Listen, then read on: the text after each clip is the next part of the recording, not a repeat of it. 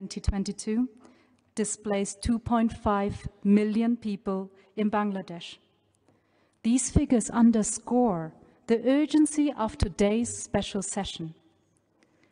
Local governments, as first responders, are under extreme pressure to deal with these consequences of these multiple crises, but they often are not equipped to respond, lacking the capacity and resources that are needed, resulting in many people and places being left behind. At the 11th World Urban Forum in Katowice, Poland, a dedicated urban track highlighted the need for an increased focus on urban crisis prevention and response, hand in hand with resilience and disaster preparedness. As communities are uprooted from their homes, we witness an exacerbation of conflicts over dwindling resources, increased pressure on already strained urban areas, and a rise in social tension. Failure to address these challenges not only undermine the well-being of affected populations, but also threaten regional stability and hinder sustainable development.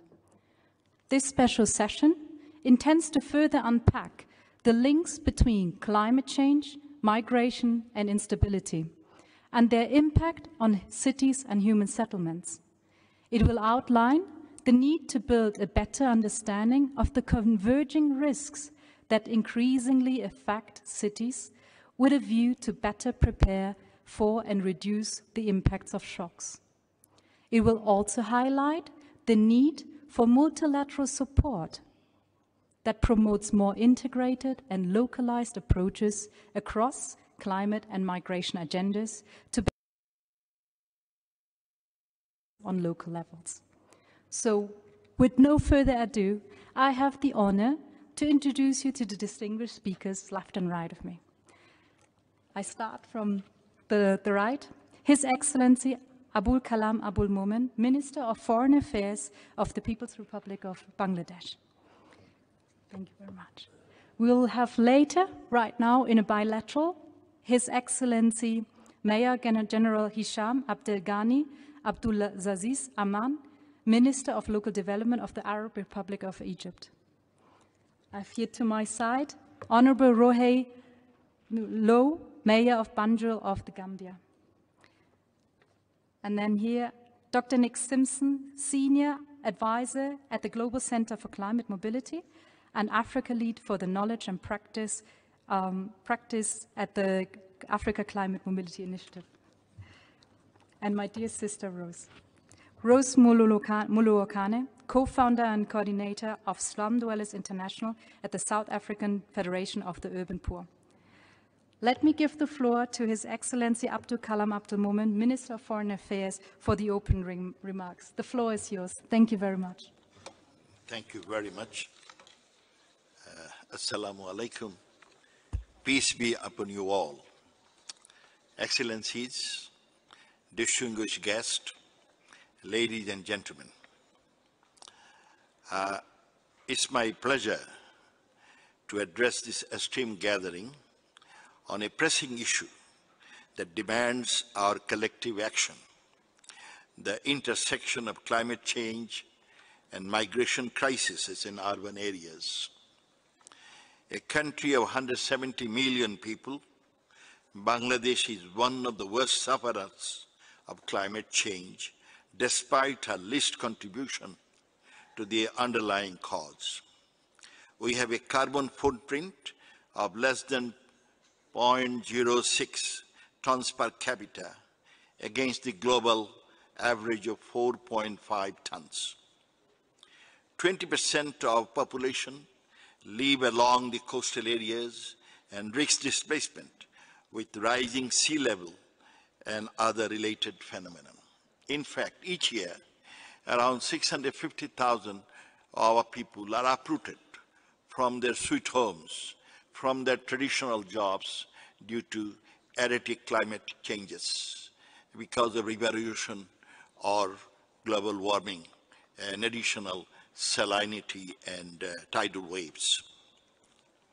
According to the global report on internal displacement 2021, it is estimated that approximately 143 million people around the world will be internal climate migrants by 2050. Among these, 40 million alone would be in South Asia, and 1/3 of this is likely to be in Bangladesh.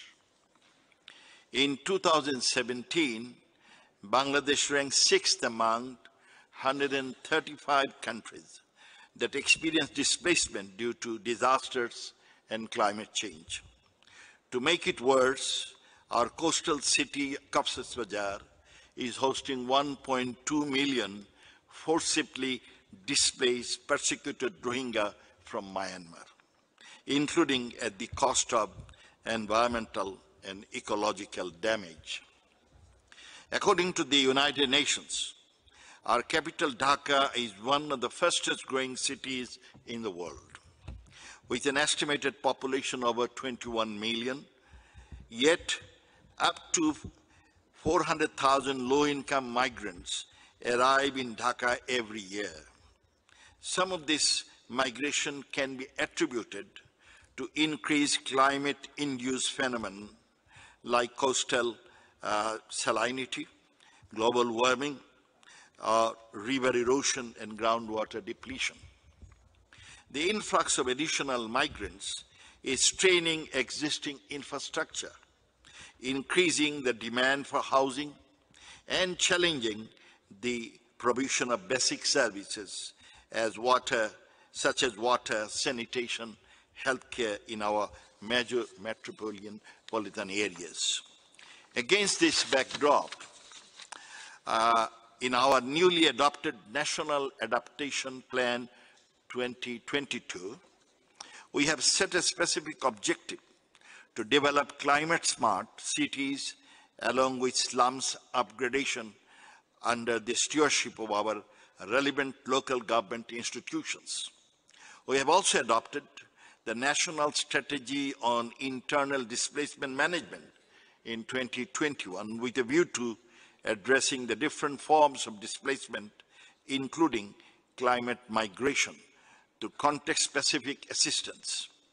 We had to make a policy choice to consider migration as a possible climate adaptive strategy for people displaced from certain hotspots. Under our Honorable Prime Minister's flagship Astro project, we have set up the world's largest multi-storied housing project for climate migrants in Kurshakol, Cox's Bazar. Ladies and gentlemen, Bangladesh has always remained sensitized to the issue of climate migration and to broader implications in both internal and cross-border context.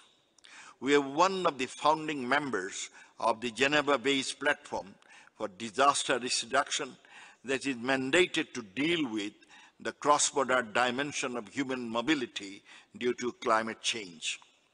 We also teamed up with the International Organization of Migration, or IOM, last year to organize dedicated events on climate-induced migration in Dhaka and also in Sharm el-Sheikh. We believe that the use of climate migration should be duly masterminded and mainstreamed into the UNFCCC discourse, including in relation to loss and damage. It is evident that globally there remains a market deficit in even acknowledging the gravity of climate-induced migration with an urban focus.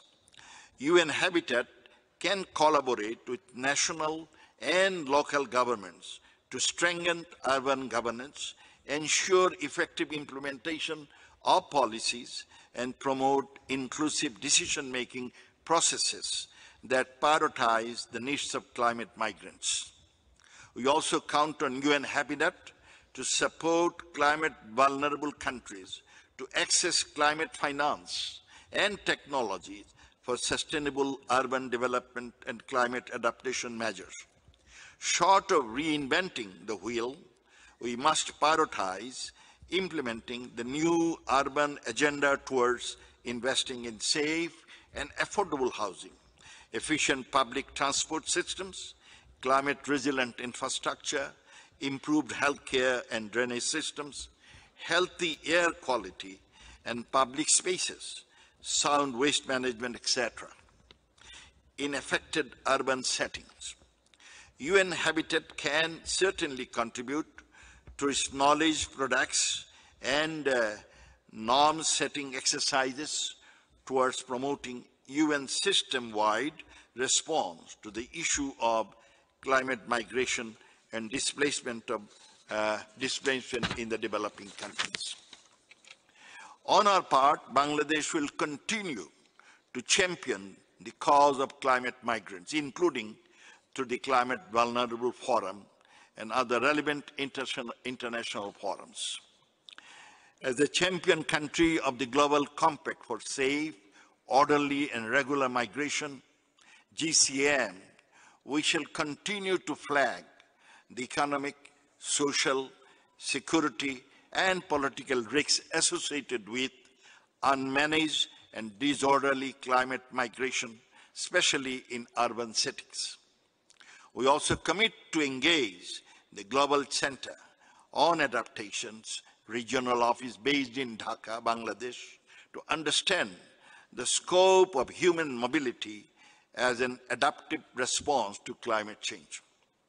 In general, we shall continue to project our voice to highlight the importance of factoring the issue of climate-induced displacement towards effectively achieving most of the targets under SDG 11 and SDG 13, among others. I thank you all. Joy Bangla, Joy Bangladesh.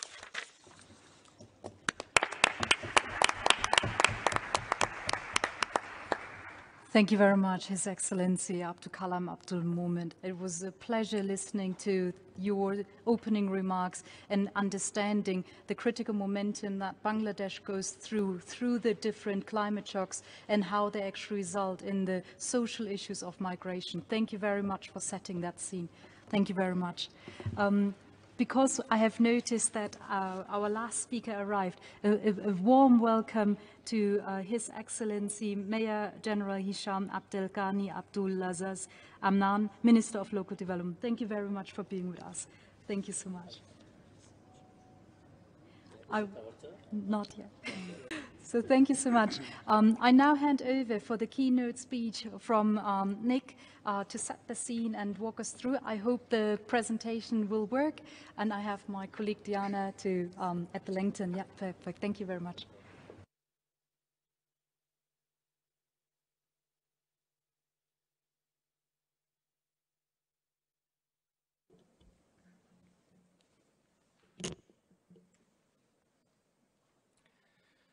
Excellencies, distinguished guests, ladies and gentlemen. The relationship between climate change and migration is complex, but we are now much more certain that climate is playing a key role in altering patterns of migration with significant consequences for cities. The Intergovernmental Panel on Climate Change emphasizes that, contrary to some prevailing discourses, most movement of human populations, both migration and movement that is displacement because of the impacts of climate change, which I will use the term climate mobility through this presentation, is currently within countries or between neighboring countries rather than to distant or high-income countries. We therefore need to concentrate efforts on supporting internal climate migration and displacement policies. Migration does not necessarily mean that people move out of risk. In fact, often they might be subjected to new risks. Also, climate mobility may exacerbate gendered vulnerability and work burdens.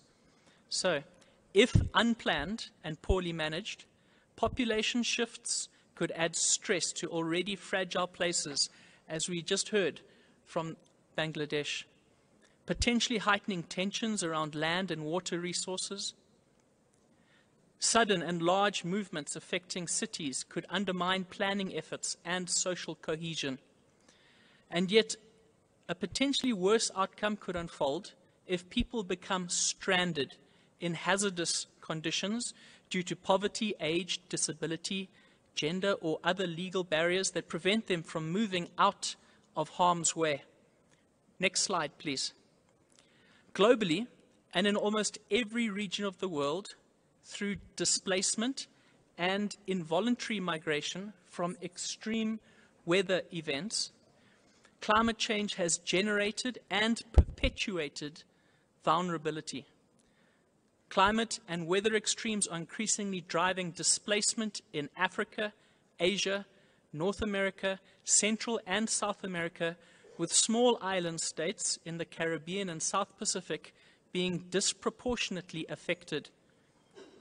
With every additional 1 degree Celsius of warming, the global risk of involuntary displacement due to flood events is projected to rise by approximately 50%.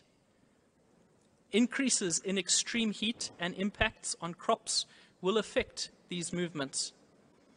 In addition to changes in the climate system, future exposure to climate hazards is increasing globally due to socioeconomic and development trends, including migration and urbanization. Current emissions pathways lead to scenarios for the period between 2050 and 2100 in which hundreds of millions of people will be at risk of displacement due to rising sea levels, floods, tropical cyclones, droughts, extreme heat, wildfire, and other climate-related hazards. Climate change is projected to increase migration, especially internal and rural to urban migration. Next slide, please. This figure shows how climate hazards can initiate risk cascades that affect multiple sectors and propagate across regions following complex natural and societal connections with significant implications for urban areas. This example of a compound heat wave and a drought event striking an agricultural region shows how multiple risks are interconnected and lead to cascading effects across society, with vulnerable groups such as smallholder farmers, children, and pregnant women particularly impacted. And it highlights the importance of mobility as an adaptation option. But for those compelled to move due to the impacts of climate change, relocation is often too costly. As a result, people may remain in place, at risk of being forced to evacuate in worse circumstances or becoming stranded. Many people forcibly displaced by extreme and sudden climate shocks return home, as their livelihoods depend on their place of origin. Others can settle in new locations where they remain vulnerable and exposed to new climate risks.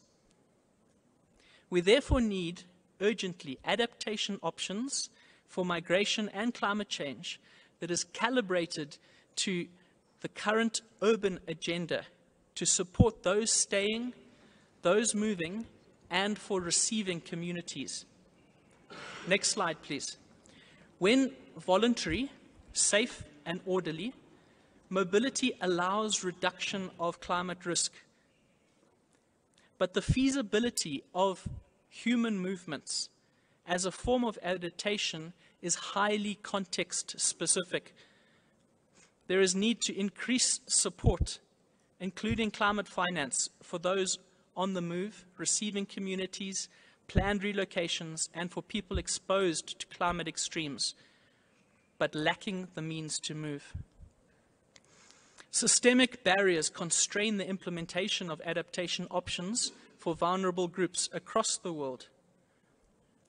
Funding, knowledge, and practice gaps remain for effective implementation, including lack of climate literacy, early warning systems, and climate information systems. Limited financial and technical support for migration limits the extent currently to which it can make meaningful contributions to climate resilience for cities. So, although migration has potentially high effectiveness to reduce climate risk, in order to make it feasible, we need significant investment in adaptation that focuses on overcoming the current barriers that are economic, institutional, technological, and regionally determined as constraints. It is very difficult in 5 minutes to reflect the scope and global reach of the climate crisis and the evolving human mobility response to climate impacts. And it's really important that we keep a human face on that crisis, that these are individuals who are moving in response. I look forward to our discussion just now, and I hope I've set the scene. Thank you.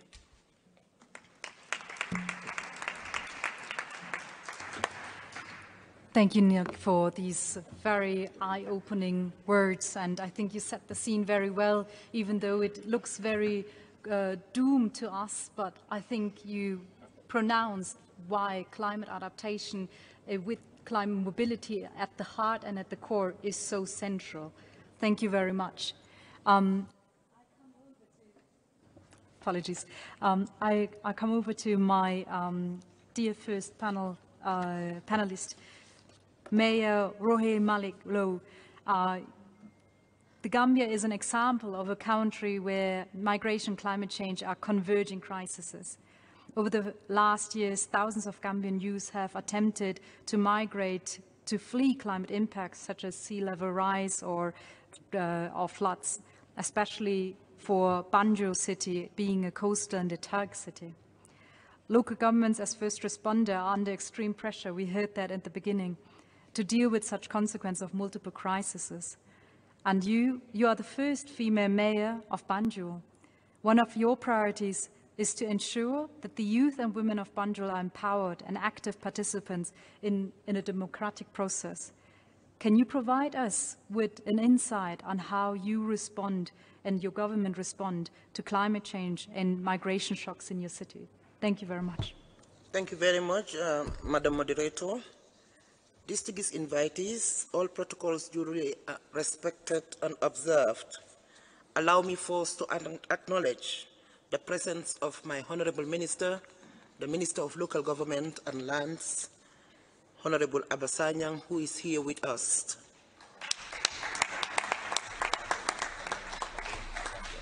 It is an honor for me to speak at this very important session on challenging issues we encounter on a daily basis and need to look for immediate short-term, medium-term, and long-term solutions. Ladies and gentlemen, I wish to say that in recent years, the Gambia has witnessed increased frequency and intensity of drought, flooding, coastal erosion, windstorms, high temperatures, and intense and erratic rainfalls. The city of Banjul, where I sit as mayor, is the most vulnerable to the effects of climate change. In fact, in the month of July and August of last year, Banjul experienced the worst flash floods in almost 40 years, where the impact on the residents was huge. It affected water, sanitation, food security, health, housing, and even culture. It displaced more than 5,000 people and destroyed houses, leaving thousands of destitute.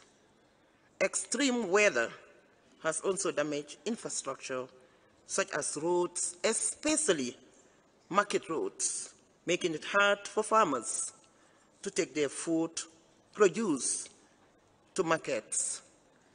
We also experienced outbreak of waterborne diseases due to the damage to the water system. The most disheartening has been the loss of lives, where almost 20 people died during last year's windstorm. The Gambia, as a country, is determined to combat climate change, and our president has taken the lead aggressively to fight climate change. The Gambia has developed a plan for achieving net zero greenhouse gas emission by 2050 called the Gambia's Long-Term Climate Neutral Development Strategy 2050, developed by the Ministry of Environment, Climate Change and Natural Resources, following a wide consultation process. My government is focusing on three main areas: renewable energy, reforestation, and waste management. Ladies and gentlemen, in the Banjul City Council, we are planting trees all over the city.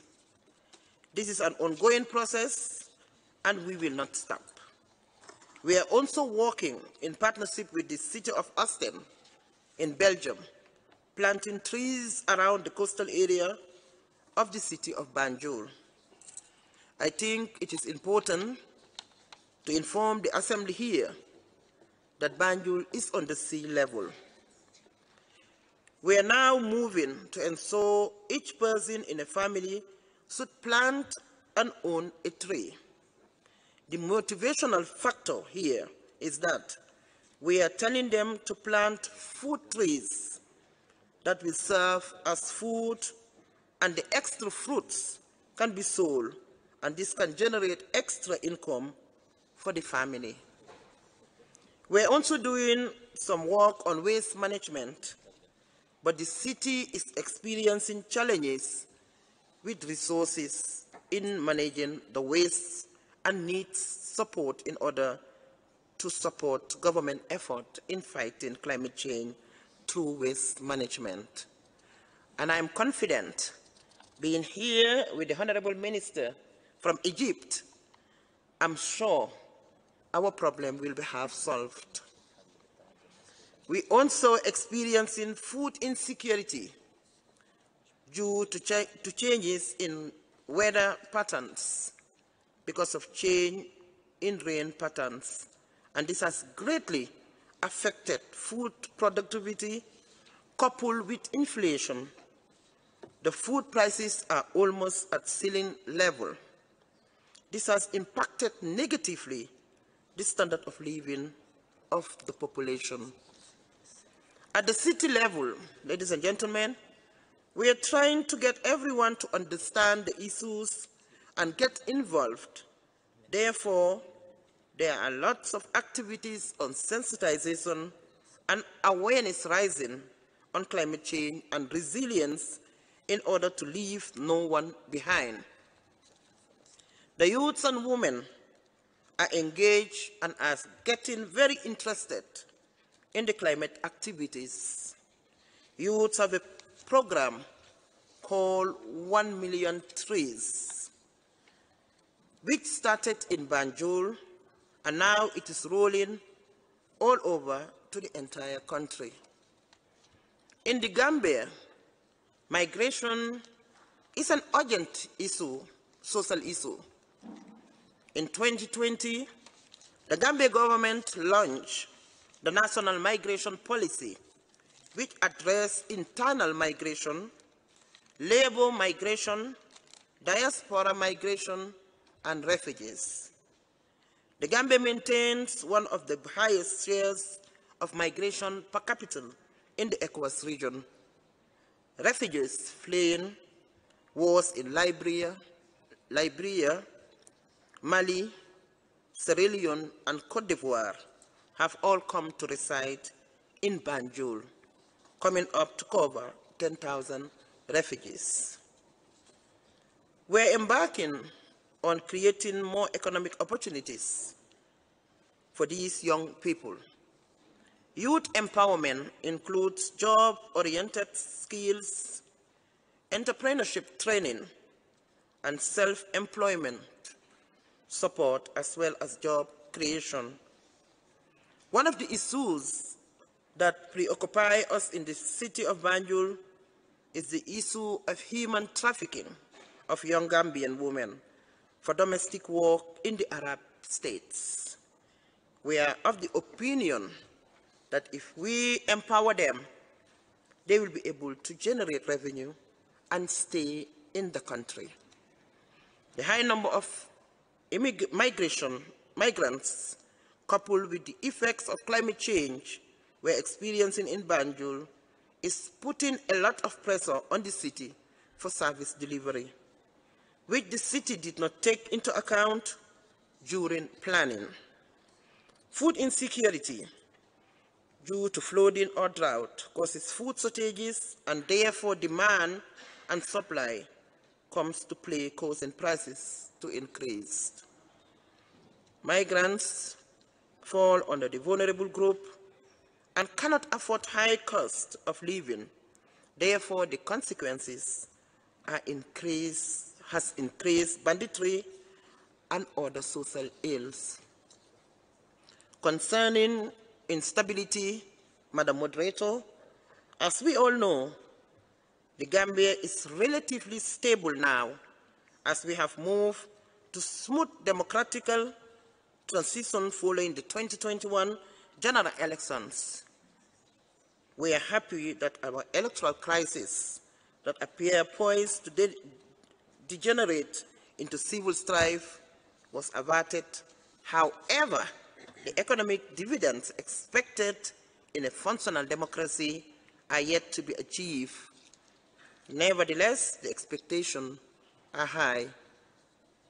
We understand that effective climate action can foster peace and stability by contributing to poverty reduction and enhancing citizens' trust in their governments, be it local government or national governments.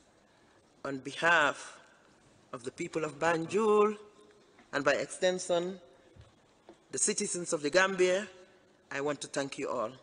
Thank you.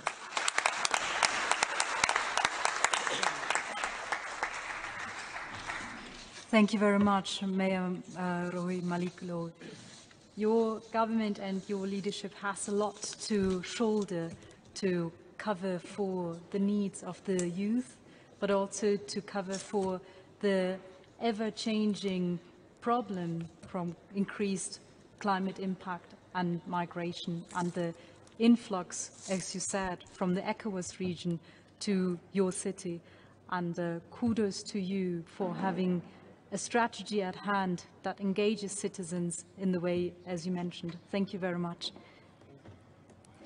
Nick, I'm coming over to you. You have set the scene, and we had the pleasure to hear your keynote speech at the beginning.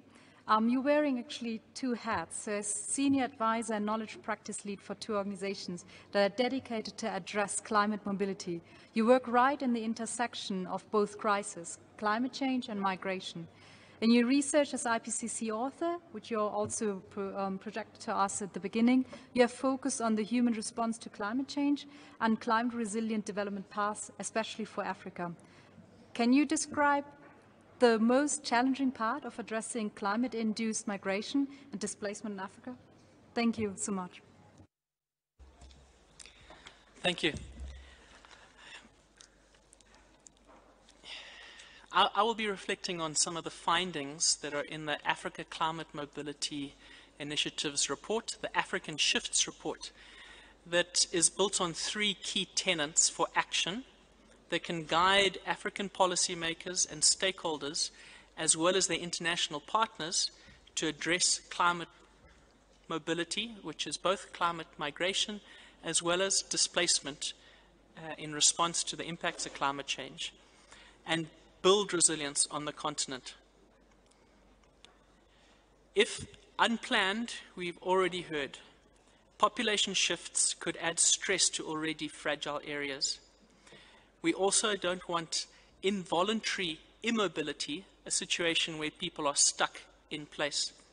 So interventions need to be addressing helping people move, helping people stay, and helping receiving communities receive well. By planning in this way, governments can, at all levels, prevent maladaptation options and loss and damage attributed to migration and displacement. Enabling cities with actionable data, financial and technical resources, and the political agency to facilitate planned, resilient, and inclusive urban growth, social cohesion, and social protection, while building stronger ties across cities and between cities in rural areas and their economies, can help us invest in resilient and interconnected cities. We know that cities are the first responders to the inclusion of newcomers, be they internal or international, refugees or internally displaced persons. Rural to urban migration has traditionally driven development by bringing workers into more productive employment and cash-based economies. Yet, an influx of people, if it's not managed well, can exacerbate vulnerabilities in cities.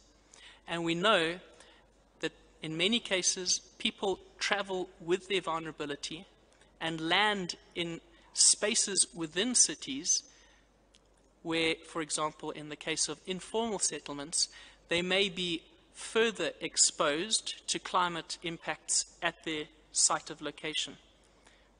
So we propose 7 key interventions to build inclusive and resilient connected cities. The first is involve city governments and harness their lessons for national, regional, and higher level deliberations and policy processes. At the moment, city governments are generally excluded from national adaptation planning processes. The second is to plan for greater urban growth and density by overhauling outdated zoning laws and codes to match contemporary urban needs and the realities of climate change.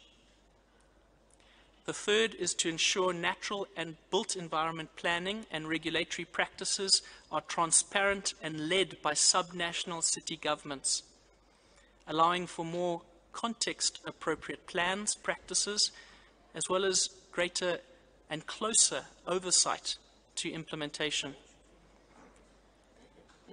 We support the development of Africa's intermediary cities, which will likely be the first receivers of people that are on the move because of climate change, but often do lack access to national planning and particularly adaptation planning and climate finance.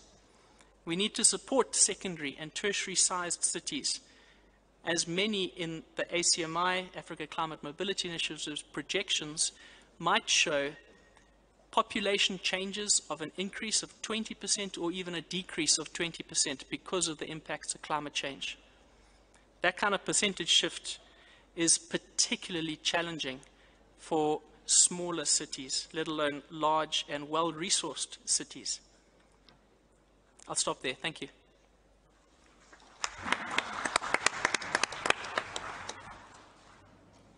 Thank you very much, Nick. I think having that step-by-step or the 7 key messages is very critical to put into perspective the issue of adaptation, vulnerability, but also social consequences in the cascading and compounding risks that are coming with it. So thank you so much for providing these key messages to walk us through, and I think it's a good reminder to us to definitely read the African Shift Report and internalize some of those guidance. Thank you so much, Nick. My last panelist and my most often sitting next to me panelist is you, Rose. I'm very grateful for having you here with me because you always bring the reality check into the discussion, which I very, very much appreciated. You are the coordinator of the South African Federation of the Urban Poor and co-founder of Slum Dwellers International. As resident and member of the Okasi Savings Scheme, You're one of the most internationally recognized grassroots activists involved in land tenure and housing issues. Could you describe how this support system works to promote more integrated and localized approaches to better prevent and respond to crises at cities and local levels? Thank you so much, Rose.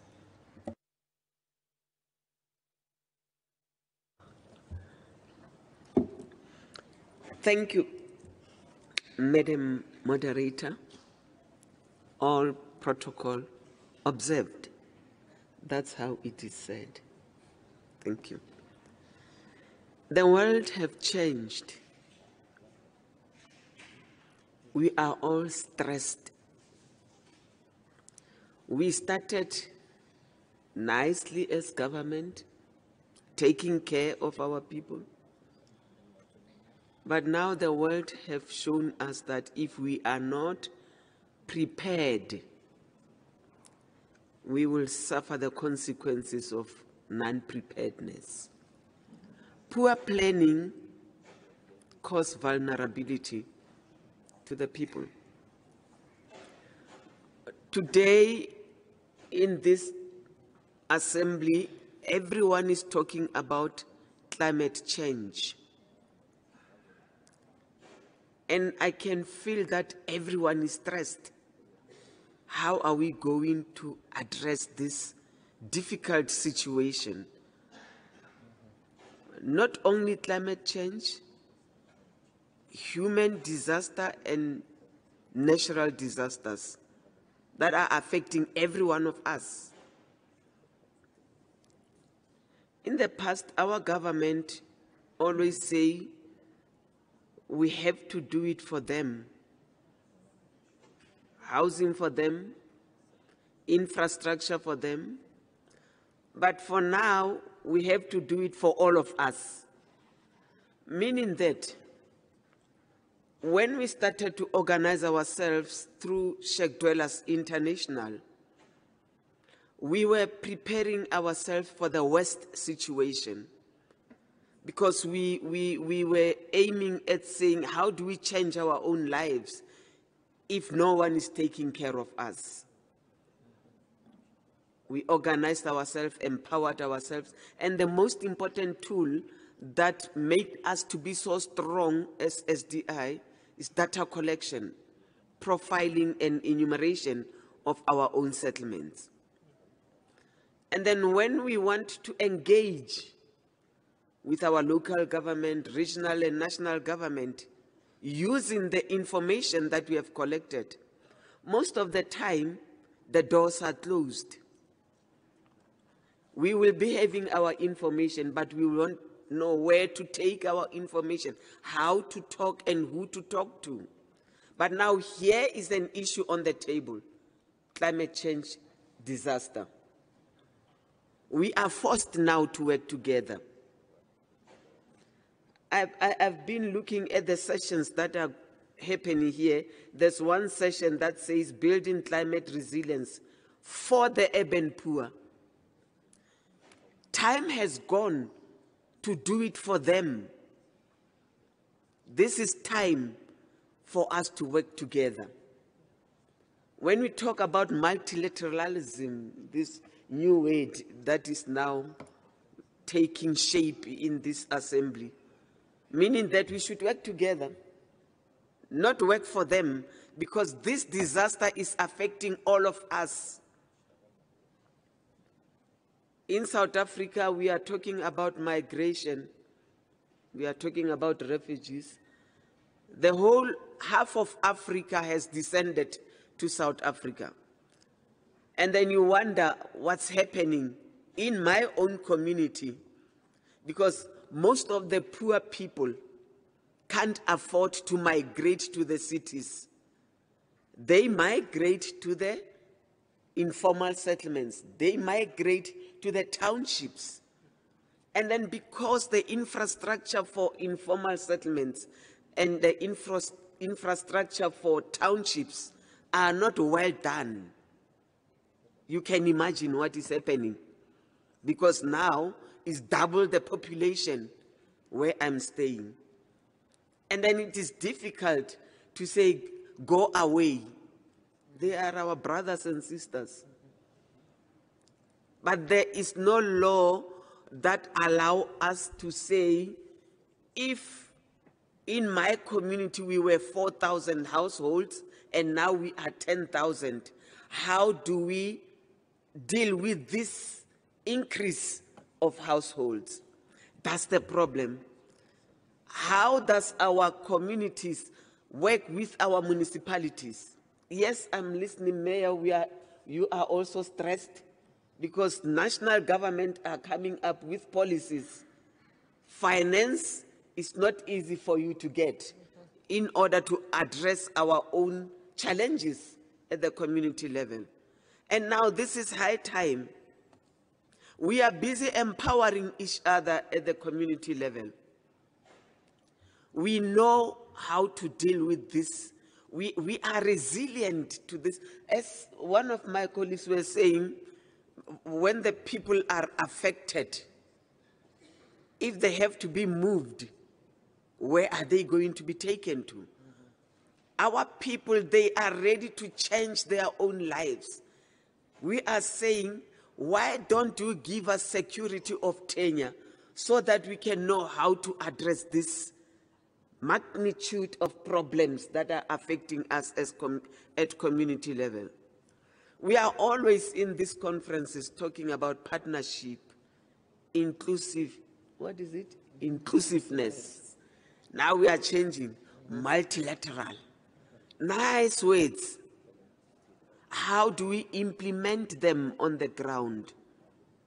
We are here, we are always behind you as our government. We are always listening to you with your beautiful policies. But how do we work together to get the better implementation of these policies? What kind of inclusive process are we talking about in these big forums? We are frustrated, the same as you right now. This is the big agenda, climate change. Who's having the finance to address the climate change? We don't know whether it's rich people or government, national government or municipality. We as the poor people, we are the worst to don't know how to do it, but we do have knowledge on how to do it. If you can accept, open your doors, start to listen to us. This is high time that we should start to listen to each other. For me, I don't want somebody who say, I'm doing it for you. I've got my thinking, I've got my hands, I've got my experience. I want us to join hands, Mayor, to do it together. We are, for now, even the cities are affected. When I go for exchange programs in different countries where we operate, we will create a partnership for housing, land, economic development, information gathering, planning on how to do it. But when I come back for the next exchange program, you know what change has happened? Beautiful roads, beautiful malls that are taking over the land where we could have built low-cost housing or affordable housing for the people who are affected. Yes, we are aware that it is important for us to have roads because they are there to give power for the economy of the country or the city. But what about the vulnerable people? That is why I hate the word vulnerable, because I'm not vulnerable, because I've got the tools on how to do it, but I'm not being given space to do it. We are here today, the resolutions that are being discussed by the member states, some of them are talking about inclusive development, sustainable development. SDG 11, it talks about inclusive, what citizenship, blah, blah, blah, all those nice, beautiful language. But the poor people don't understand this language. They only understand something happening on the ground. Security of tenure. Give me chance to build my house. When we do it in our own communities, we look at how we can replan our informal settlements. Through the information that we gather, we know that we will find that the community has got so many people, but it's not well planned. Then we come up with the systems that we can utilize to replan our informal settlements. I saw my government has come up together with the UN Habitat, with yourself, Global Action Plan on Informal Settlement Upgrading. Is it going to work? Or will it be another paper? How are you allowing me to influence this process as an organized entity? That is why we say we are homeless, we are landless, but we are not hopeless. Give us the stage to engage. Give us the stage to empower. Somebody was telling me that, you know, this word engagement, it's just a nice word. You can say we will engage. Yeah, we can engage not to agree. But for me, I want us to engage to agree, to partner to implement. We know that our government has got a lot on their table. We respect that. We respect your policies. But we are the partners that want to show you that we can do it only if we work together. But don't take us for granted that we are poor, then you will do it for us. No, we don't agree with that language. Don't do it for us. Let's do it together. It is high time, as I said, the world have changed. Climate change is forcing us to work together. Are we going to do it? Is the resolutions going to allow that space? Is the global action plan really going to work for the informal settlers? Don't deal with the informal settlers. Deal with the informal settlement. Because at the end of the day, one thing that you will be using is evictions. And then the more you evict me is the more you create another informal settlement. Because I will go and invade another piece of land. But if we work together, plan together, then we will achieve more.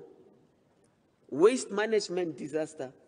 It's something new that is happening in our communities. We used to have clean settlements, but now because of the influx of our people, there's a lot of people.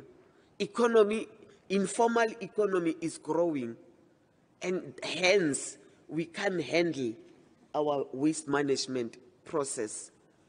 But if we are working together, we really want to have this partnership, especially with our municipalities, local authorities, so that together we join hands and go to the national government and tell them that the policies that they are coming up with are not conducive for the environment that we are working at.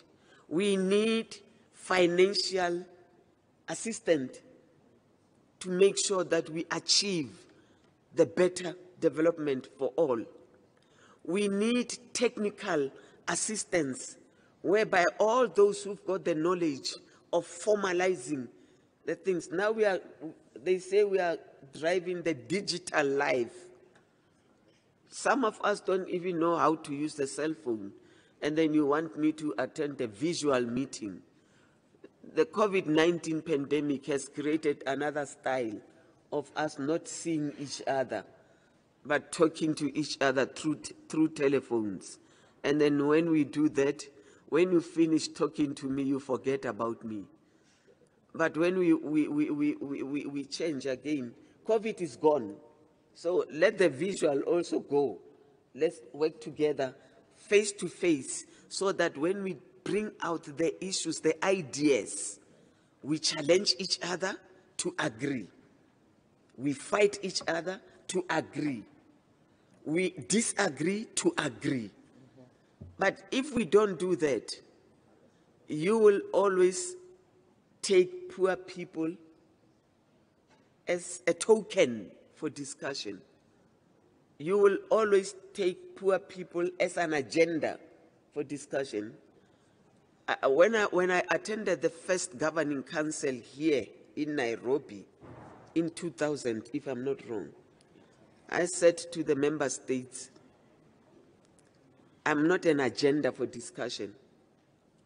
I'm also a human being who's staying in a community that needs development. Now we have agreed with the SDGs, the new urban agenda. Firstly, it was Millennium Declaration Goal. What did we achieve? For me, a drop in an ocean. Now we have changed the language. Sustainable Development Goals. Who's the goalkeeper? We are the goalkeepers. Because everything that is negative comes to us. Everything that is unwanted comes to us. But we want to change it. Let's join hands together. Let's work together. We are appealing to the member states. We are appealing to our mayors, councillors, officials. Don't just write papers and put them into your shelves in your offices. Come down. Join hands with us. Let's change this. Planting the tree is good. Build one house for me. No, I can build 10 houses for 10 people if you allow me to do it. Because we are well organized, we've got our information, we've got our little financial resources. We only need you to give us technical assistance, more finances, policy that is inclusive. It is nice to talk. Let's talk and walk the talk, not just talk the talk and leave it like that. I'll be the happiest if the mayors who are in here can allow me that we come together and sign a social contract that says from this assembly, we will never ever leave them behind. Ne? It is said, leaving no one behind. That is the executive director of UN Habitat who said it in one of the World Urban Forum in Abu Dhabi. He said, leaving no one behind. But if you count how many homeless people are here, they have left us behind back home and they are here alone. Let's change how we do things. Let's change our mindset. Join hands together. We will achieve a lot. Climate change can be achieved by all of us. Thank you.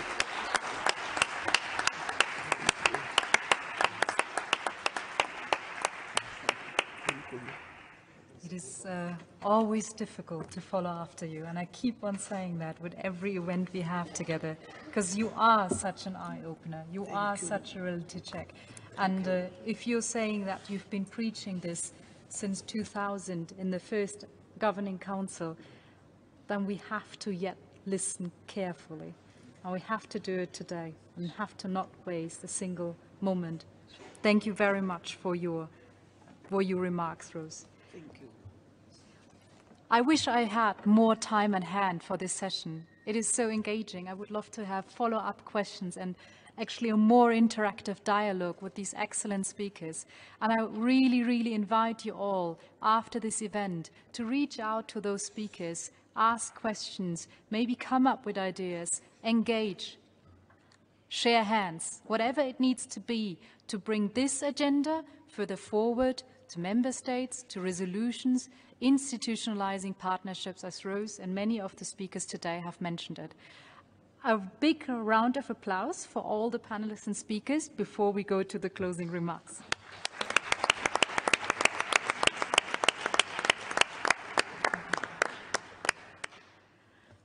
His Excellency, I'm coming now to you. Thank you so much for joining us.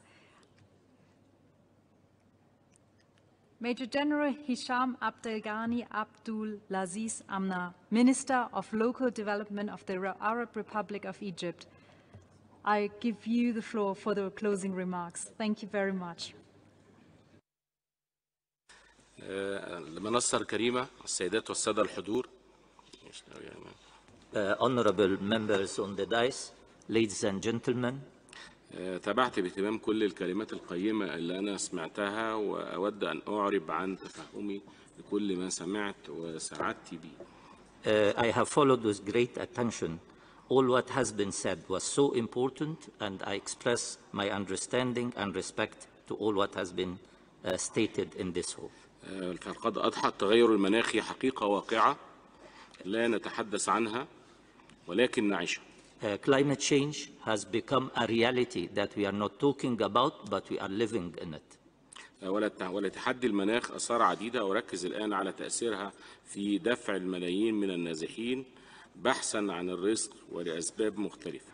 The ramification of climate change has different kind of impacts. من التأثرات المناخية among the most مثل الجفاف والتصحر is drought and desertification الذي يدفع أبناء قارتنا الأفريقية للنزوح that pushes people in our beloved continent to move وما تسبب في نشأة ظاهرة الهجرة والنزوح الداخلي الذي يستلزم تحرك الدولة وكذا تحرك دولي للمساندة.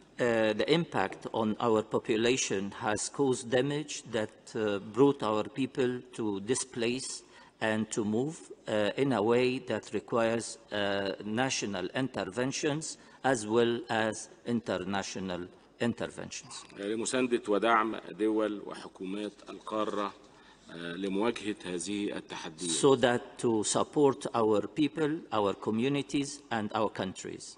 وقد حظى هذا الموضوع باهتمام المجتمع الدولي في مؤتمر قمة المناخ الكاب 27. In COP 27 in Sharm el-Sheikh, this very particular subject has gained a lot of interest and discussion.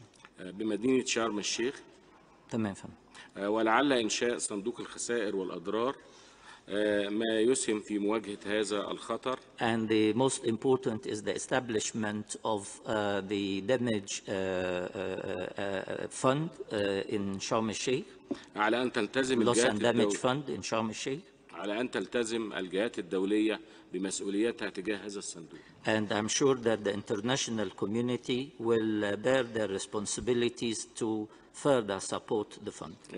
ولعل ما يزيد عبء المناخ وتداعياته الحروب القائمة اليوم في العديد من البلدان. One of the most difficult issues that adds to the ramification and the negative impact of climate change is the current political and war among countries in the continent and inside wars. وعلى سبيل المثال في الفترة الأخيرة ما تعرض له السودان من نزاع داخلي. One of the most recent example was Sudan and what has happened there. أدى إلى نزوح العديد من أبنائه والهجرة عبر الحدود. We all witnessed the influx of refugees and displaced inside Sudan and outside to neighboring countries. وهناك هجرة أخرى هي هجرة أهل الريف للحضر. And another kind of displacement is the displacement of urban, of rural areas to urban areas. عدم توفر الخدمات. Because of the lack of services. وهذا ما يستتبع قيام المسؤولين بتوفير الخدمات لأهل الريف وتقليل الهجرة. So that our duties is to allow people living in the countryside to live in decent and dignified way, not to allow them, not to allow them to immigrate to other urban cities. من الريف للحضر.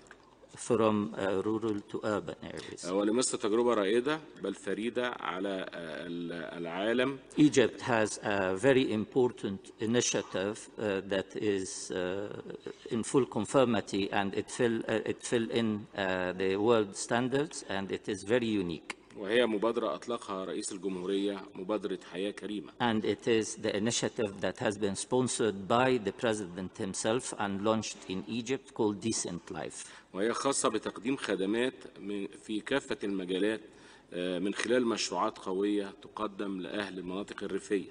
It depends on an integrated approach to provide our rural area to full services in a way that will bring them to the notion of integrated decent life. وعند توفر هذه الخدمات ده ساهم في تقليل نزوح أهل القرى للحضر. Availing all kind of services to our people living in the countryside or the rural areas have definitely an impact of their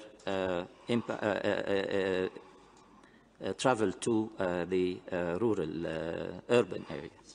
ومصر من جانبها تستضيف لاجئين ومهاجرين. As well as Egypt is a known host to many numbers of refugees and immigrants. وصل تعدادهم في مصر حوالي 9 مليون لاجئ ومهاجر. We estimate a rough number of 9 million refugees living in Egypt.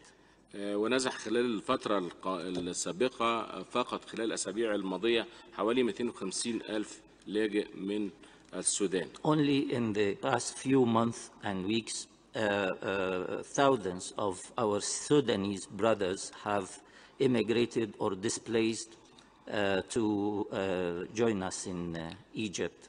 والكل مصر تقدم له الدعم والمساندة. And Egypt has provided all what is required. واسمحوا لي أن أؤكد على حقيقتين. And allow me to reiterate two facts. أن مصر تتعامل مع ملف الهجرة بشكل يستند إلى المبادئ السامية.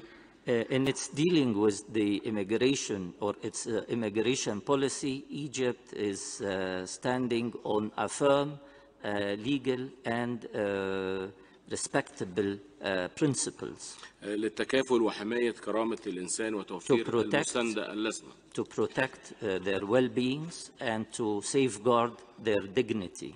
كما تقدم الدعم لأسرهم. And it supports their families. ونتيح التعليم And we allow education. والرعاية الصحية. And health care. وفي ذلك شأنها شأن كل المصريين. As all Egyptians living in the country. دون تفرقة. Without any discrimination. رغم أننا 104 مليون مواطن. Although we are 1.4 million Egyptian citizens. مما يحمل الموازنة العامة للدولة. We still avail our services to the immigrants that cause definitely impact and heavy burden on our economy. الكثير في ظل الظروف الاقتصادية الراهنة. And you all know the particular economic difficulties and hardships that we are all facing, particularly in our region. سواء على المستوى المحلي أو الدولي. That on the local and international level. والبعد الثاني أن مصر من خلال تلك الرعاية تتحمل مسؤولياتها الإقليمية. And on the second part of my argument, Egypt is carrying its regional responsibility تجاه ظاهرة الهجرة towards immigration. وتتخذ من الإجراءات ما يحول دون اندفاع المهاجرين إلى أوروبا. And it takes the measures that allow immigrants to safeguard their interest and well-being in our country so that they are not going other places. وانحصر هذا الشأن منذ سنة 2016. And since 2016, no single boat has crossed borders to Europe. لذلك يجب أن تتحمل الجهات الدولية والمؤسسات الدولية مسؤولياتها تجاه هذه البلدان. So that I am calling the international community definitely to carry their responsibility and support those countries who are facing the phenomena of immigration and displacement. وبالتأكيد أن هناك عوامل عدة تسهم في ظاهرة اللجوء والنزوح والهجرة. Definitely there is many factors that contributes to the existence of this phenomena. بترتبط بأبعاد بيئية مرشحة للزيادة. And has definitely in its ramification the impact of climate change. وما يضيفه أيضا النزاعات الدولية. Besides regional conflicts. أعداد ضخمة من النازحين and the internal displacement. ونأمل أن تسهم جلستنا هذه في إلقاء الضوء على حجم الظاهرة والأزمة المناخية. And I'm sure that our session this afternoon has contributed in shedding lights on the phenomena from all its angles. لذلك يجب أن تبدي الجهات الدولية والمؤسسات الدولية تعاونا واضحا. so that I hope that the international community and international organization concerned will support us in this direction. مع الدول المعرضة لهذا. And to support the countries that are facing this ramification. مع العلم أن الدول الصناعية الكبرى هي المسؤولة مسؤولية أكبر عن إحداث هذه التغيرات المناخية. Needless to say that the industrial nations are the main contributor to climate change, not us. وأن هناك بلدان كثيرة تتأثر بالظروف المناخية دون أن يكون لها أي سبب في ذلك. And many countries, as you all know, is paying the price for something that they did not cause. لذلك نأمل تعاون الجميع وشكرا. So that I'm sure that international cooperation is a must to confront the climate change. Thank you very much.